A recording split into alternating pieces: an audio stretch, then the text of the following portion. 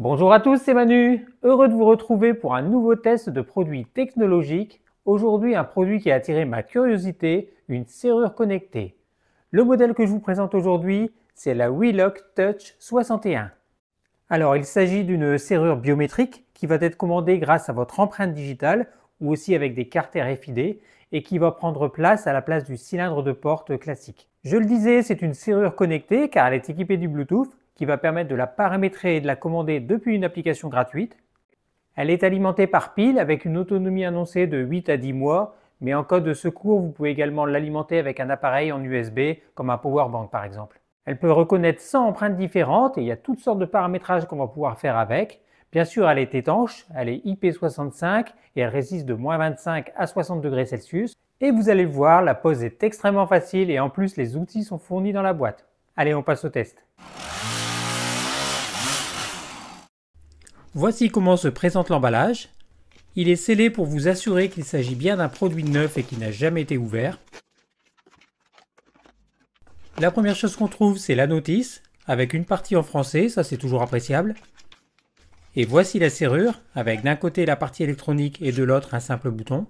L'ensemble est relativement lourd et qualitatif. Dans cette boîte, on va retrouver les accessoires comme les cartes RFID ou les outils pour le montage. Donc ça, c'est la partie électronique avec le lecteur d'empreintes et l'écran. Sur le dessous, on va retrouver le couvercle pour les piles. Il coulisse pour pouvoir être retiré. Allez, un petit point négatif, les piles ne sont pas fournies avec la serrure. Donc j'ai installé les 3 piles, AAA ou R03. Ensuite, je reclipse le couvercle par au-dessus.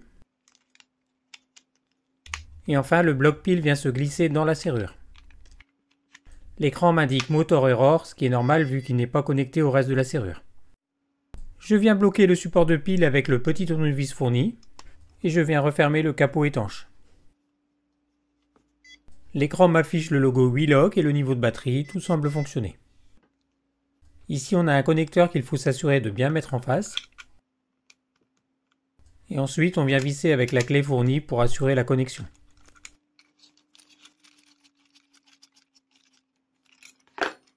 Maintenant quand je l'allume, je n'ai plus d'erreur moteur, j'ai juste la date et l'heure qui s'affichent. Pour l'instant on n'a pas enregistré d'empreinte, donc n'importe quelle empreinte est reconnue. Donc je vous montre comment ça marche. Là ça tourne dans le vide, impossible de déverrouiller la porte. J'appuie sur le petit bouton, je pose mon empreinte, ça écrit déverrouiller à l'écran, et maintenant quand je tourne ça entraîne bien le panneton. Donc je vais pouvoir déverrouiller ou verrouiller la porte. Ça marche comme une clé classique.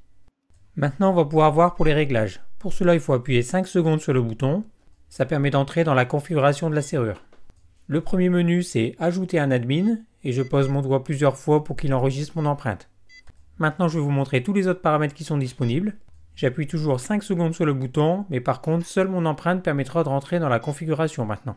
On peut ajouter un admin, ajouter un utilisateur, effacer toutes les empreintes, ajouter une carte RFID, la supprimer, supprimer toutes les cartes, ajouter ou supprimer un contrôleur externe. Là je vais m'attarder sur le choix de la langue, mais malheureusement il n'y a que 4 langues disponibles et il n'y a pas le français. Bon après c'est juste pour le texte qui apparaît à l'écran et c'est franchement pas indispensable. Allez, je retourne dans la config et on va aller voir les autres paramètres qui sont disponibles. On va pouvoir choisir ici le temps que la serrure reste déverrouillée, activer le Bluetooth, les bips ou faire un reset de la serrure, et enfin voir la version du système. Donc je peux ajouter un nouvel utilisateur, mais je peux également ajouter une deuxième empreinte de ma main gauche par exemple. Donc je rentre dans la configuration et je choisis Add Admin, et là je pose mon doigt plusieurs fois sur le capteur pour qu'il enregistre mon empreinte digitale.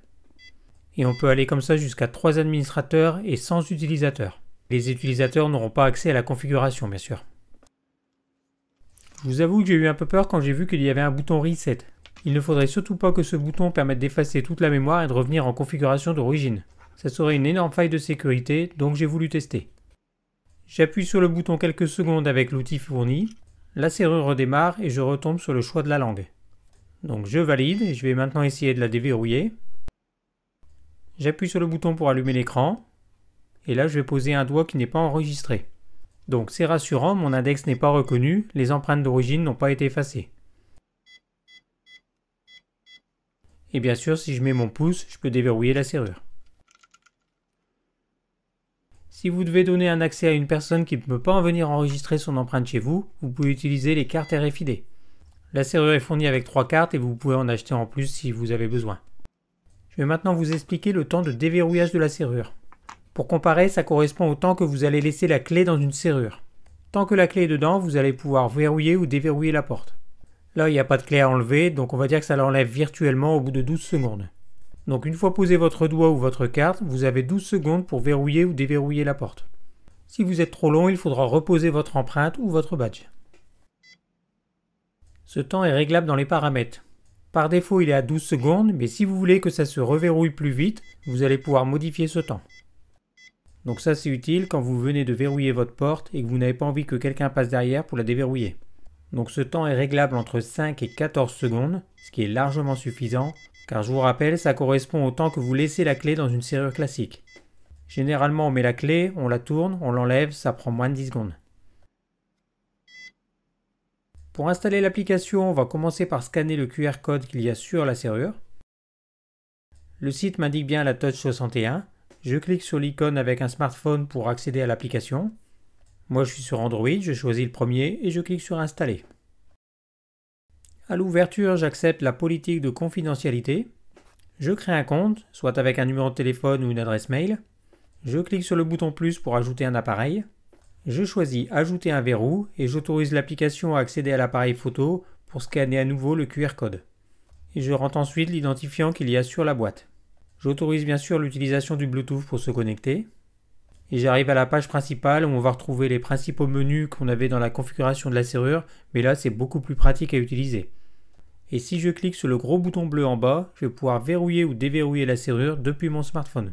Donc si mon empreinte n'est pas reconnue et que je n'ai pas de carte RFID, je peux encore rentrer chez moi. Je vais vous montrer par exemple comment ajouter une carte RFID. Je vais pouvoir choisir la date de début et de fin de la validité de la carte. Je choisis n'importe quand pour l'autoriser en permanence. Et je scanne le QR code qu'il y a sur la carte RFID. Et voilà, c'est aussi simple que ça, la carte a été ajoutée et va permettre de déverrouiller ou verrouiller la serrure. On passe à la pose. Donc les cylindres de serrure existent en plein de dimensions, avec une dimension intérieure et une dimension extérieure. Par exemple, la mienne, c'est une 30-40. Mais heureusement, Wheelock a rendu sa serrure universelle et réglable pour toutes les configurations. Il y a même une pièce qui va permettre de rallonger la serrure pour les portes les plus épaisses, ce qui la rend compatible avec quasiment toutes les serrures existantes. Et côté intérieur, on a un simple bouton qui va permettre de verrouiller et de déverrouiller la serrure à n'importe quel moment.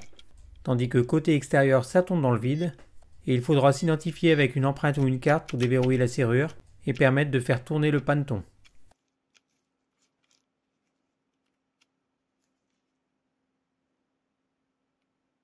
Et au bout de 14 secondes, comme je l'ai réglé, ça tourne à nouveau dans le vide.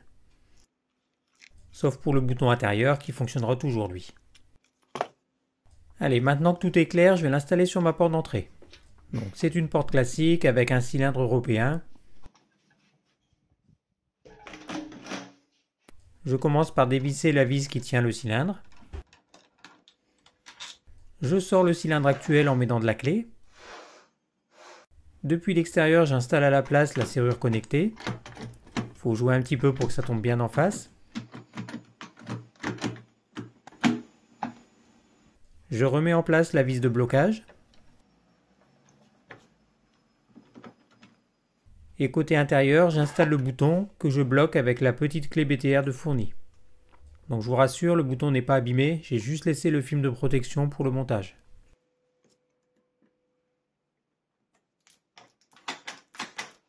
Côté intérieur, pas de problème, je peux verrouiller ou déverrouiller facilement. Et côté extérieur, le gros bouton tourne dans le vide. C'est comme si la clé n'était pas présente dans la serrure. Et une fois que mon empreinte est reconnue, je vais pouvoir déverrouiller et verrouiller depuis l'extérieur. Donc là j'ai mis le temps maxi, donc j'ai 14 secondes pour entre guillemets tourner la clé. Et une fois que le temps est passé, la clé est retirée et le bouton tombe dans le vide. Donc côté intérieur c'est même plus pratique qu'avant puisqu'il n'a pas besoin de mettre la clé, il suffit de tourner le bouton. Et côté extérieur, j'appuie sur le petit bouton, je mets mon empreinte sur le lecteur et je verrouille.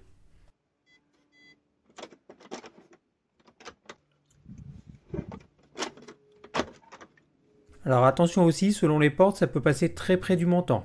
Dans certains cas, ça peut même gêner. Je vais maintenant ajouter un utilisateur avec l'empreinte de madame. J'appuie 5 secondes pour entrer dans la config. Je mets mon empreinte. Je choisis Add User pour ajouter un utilisateur. Et là, la serrure est prête à lire la nouvelle empreinte. Hélène place son doigt plusieurs fois et le retire jusqu'à temps que New User soit affiché. Et voilà, c'est aussi simple que ça pour ajouter un utilisateur et son pouce est maintenant reconnu.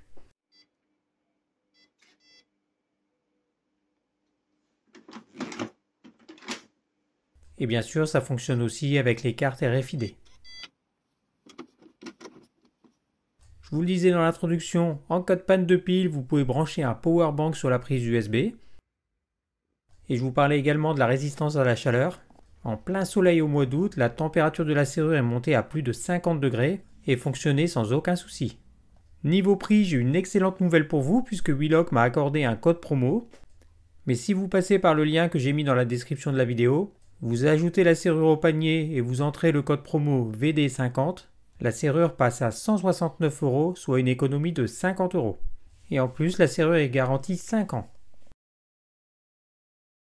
Alors, petit bilan. Alors d'abord, ce qui me faisait peur avant de la tester, c'était le risque de panne sur ce genre d'appareil.